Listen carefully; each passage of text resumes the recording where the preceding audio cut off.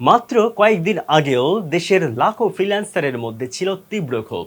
কারণ বিদেশ থেকে আনা আয়ের ওপর ৭.৫% ভ্যাট বা কর কেটে নেওয়ার সিদ্ধান্ত নিয়ে ব্যাপক আলোচনা শুরু হয়েছিল।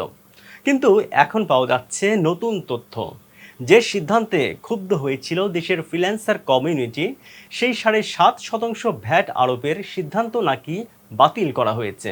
যদিও এখন পর্যন্ত অধিকাংশ গণমাধ্যমে এ খবর প্রকাশ হয়নি, তবে সংশ্লিষ্ট সূত্রগুলো বলছে সরকারের উচ্চ পর্যায়ে বিষয়টি পুনর্বিবেচনা করা ফ্রিল্যান্সারদের দাবি ছিল খুবই স্পষ্ট।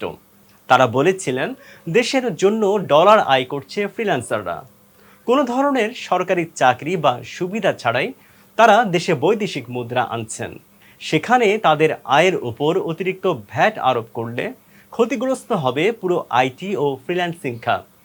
বিশেষজ্ঞরাও সতর্ক করেছিলেন এই সিদ্ধান্ত কার্যকর হলে অনেক ফ্রিল্যান্সার ব্যাংকিং চ্যানেল এড়িয়ে যাওয়ার ঝুঁকি তৈরি হতে পারে, যা দেশের জন্য ইতিবাচক হবে না।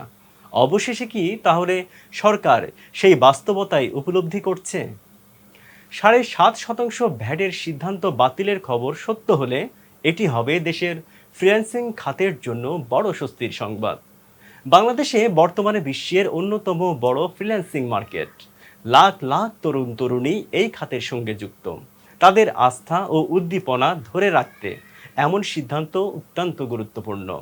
তবে মনে রাখতে হবে, আনুষ্ঠানিক প্রজ্ঞাপন বা সরকারি ঘোষণা প্রকাশ না হওয়া পর্যন্ত বিষয়টি শতভাগ নিশ্চিত বলা যাবে না। আপনাদের কি মনে হয়, ফ্রিল্যান্সারদের আয়ের ওপর অতিরিক্ত ভ্যাট আরোপ করা উচিত নাকি সম্পূর্ণ করমুক্ত রাখা উচিত? কমেন্টে আপনার মতামত জানান।